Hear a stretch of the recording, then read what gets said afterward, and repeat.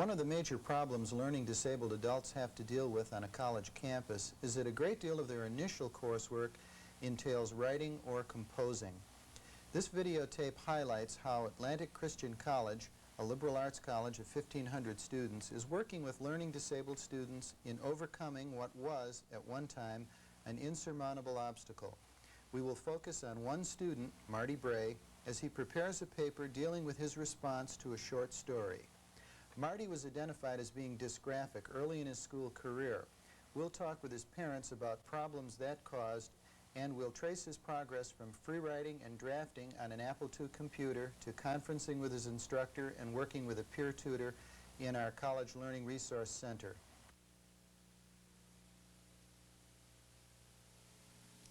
We're visiting this afternoon in Elizabeth City with Marty's parents, Dr. and Mrs. Jerry Bray.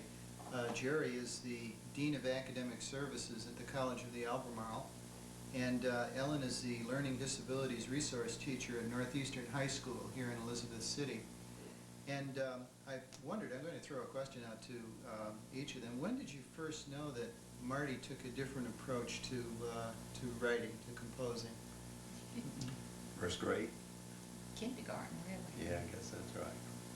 In kindergarten, his teacher told me that she had an aide that had spent a lot of time with Marty because he reversed so many things, far more than the average kindergarten student did. He would reverse letters? It was almost totally mirror writing. Yes, as it was. At least at times it was mirror writing. So that you would hold it up to the mirror. Consistent, but Yeah. And how did Marty's teachers react to this difference in his composing style as opposed to some of the other students in the class? with some fright, I think. Maybe that best describes it. Not knowing what to do, wondering if they were doing the right things, thinking perhaps that all he needed was more practice, as opposed to there being something other than just maturational problems, deeper problems, I guess. I remember one or two teachers thinking the practice that they would go and get, particularly when he was like 5th or 6th grade, and get some of the handwriting books of the 3rd graders and give them to Marty for him to take them home and practice. And then one even made the comment on his report card at the end of the year that if he would just keep up his practice on his handwriting, then he would get there one of these days, and then she would be able to read his writing. But the comments were primarily about his handwriting? And the spelling. I can remember one teacher telling him that if he would study the spelling for science and improve on his handwriting, then he would be able to give him an A. And this is when Marty told the teacher, well, that he was dysgraphic. And the teacher didn't know what that meant. And that sort of turned things around, and he started making the grades then on what he knew rather than whether he spelled the words correctly or not. Marty's ability as a typist permitted him to make an easy transition from the typewriter to one of our computers. For this assignment, he has read the short story, Zen and the Art of Burglary, and he's free writing on the Apple. He's composing rapidly. He's not concerned at this point in the process about spelling or editing. He is merely following his thoughts about the story and relating personal experiences to his composing. After Marty has spent some time free writing, he and I will have a conference where we will discuss his responses to the story.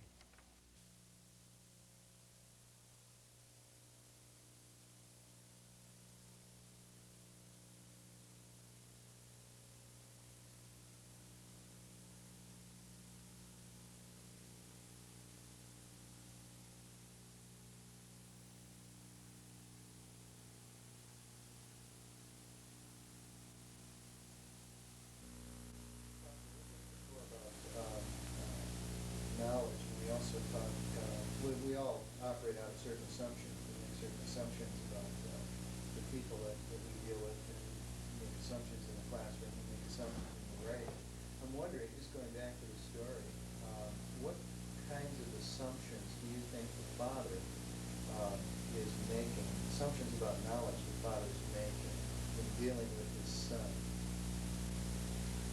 He's making the assumption that the son's going to learn more by experiencing getting trapped and having to get out of the situation than by him just taking him on a little excursion and robbing somebody's house and telling him what to do step by step.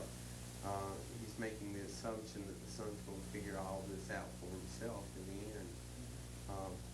And he was taking a gamble in a way that the son wasn't going to get caught in all of this, because the son would have been in a lot of trouble if he had been. But it all worked out in the end. Do you think he's a good father because of that? I mean, look at the position he's placed his son in. A lot of fathers would perhaps explain that to his son and would not place him in a dangerous position. Isn't that, don't you think that's a little bit like teaching someone to swim by pitching him in the river to pass the tank? That's how my father learned how to swim. Oftentimes you have to let people make mistakes for them to really learn. Some situations, a life and death situation, generally it's not good to do that. The father really knew his son, and so had a very educated guess as to how the son was going to react, and so made the wise choice.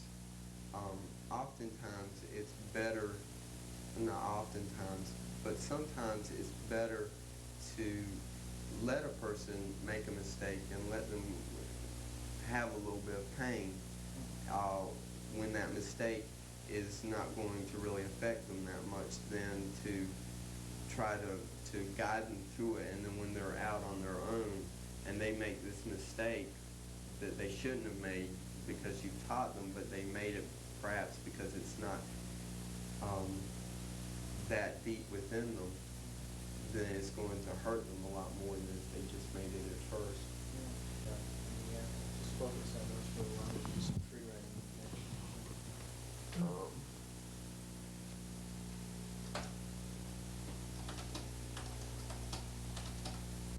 After our conference, Marty will attempt to discover what Peter Elbow calls a center of gravity for his response through more free writing. During this conference, he kept comparing the plight of a burglar who had to learn by doing with many of his own educational experiences. We scheduled one further conference before his first draft to discuss any ideas that could be explored in his initial draft.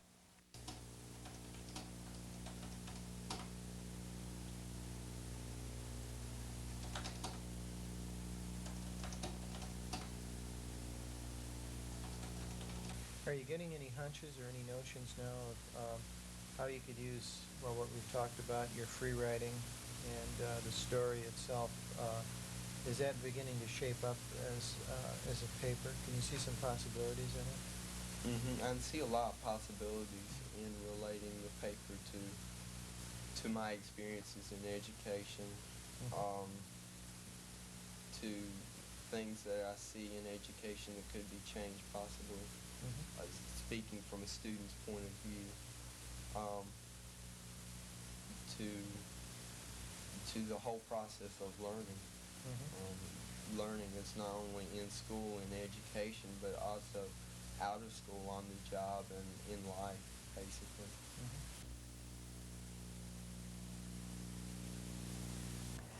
Alan Purvis has said that a mature response to literature will include elements of interpretation, affect, engagement, and evaluation. Marty's choice to explore some connections he was making with his own educational experience and the central character indicated he was engaged with the story and was making some powerful personal connections. After some more free writing, he meets with one of the Atlantic Christian College peer tutors to get another student's reaction to his initial efforts. I'm basically doing the course is a composition course, and what I need is to write a paper based on a short story. And what I've got here is just some free writing, which is just some ideas about where it's going and what it's doing. Just general, it's not organized, it's not structured, the spelling's bad, the grammar is nowhere near what it's supposed to be. It's just thoughts and ideas based on this short story and different ways I can take on it. Previously, Marty's handwriting would slow down his train of thought. Working with the computer not only overcomes problems of illegibility, it facilitates his rate of expression. Marty will continue drafting on the computer and, if necessary, schedule further conferences with the peer tutor or with me. I wondered how you both perceive Marty's learning disability in areas other than composing. Well, there's a real coordination problem with physical education, as an example. That has caused Marty, I think, a lot of pain over the years. Not being able to do what the other kids could do, whether it's unsupervised recess time or in a formal physical education class. That has been very difficult for him. Were there any surprises, some areas where you thought maybe his learning disability might have held him back and he was successful? Oh, yes. Yeah, I guess that's one thing we have discovered in all this, that there is a process of discovery. Marty can find out what he can and cannot do, and he's the best judge of that. Our logic and extrapolation from one activity to another doesn't always hold. A good example of it is mechanical drawing. He wanted to take mechanical drawing in high school, and I very frankly discouraged him. I thought it would be a disaster. Discouraged him all I could, but he persisted, and he took the course, and he just did tops in the course. You can't read his handwriting, but he can draw a beautiful blueprint. Our work with Marty over the past year has shown that he is an atypical learning disabled student. He came to us with a high IQ.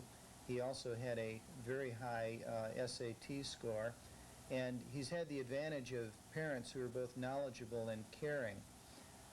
Many of his problems with composing are of a mechanical nature. He very definitely sees letter reversals, and that contributes a great deal to his spelling difficulties. However, advances in computer programming and software will probably make that something that will be in the past very shortly. I think our work with Marty has also demonstrated that we could take an ability that he did have, such as his typing ability, and transfer it to the computer. His work on the computer has not only made his work legible, it has also facilitated his thinking a great deal. Our work with Marty has also revealed that there is an intimate connection between talking and writing. We spend a great deal of time with Marty in what experts have called the pre-writing stage. He does a great deal of talking with instructors and also with peer tutors before he attempts a first draft. I think most of all, though, we've been able to help Marty not by making his life easy and not by changing any course content or requirements in courses, but by merely modifying some instructional elements.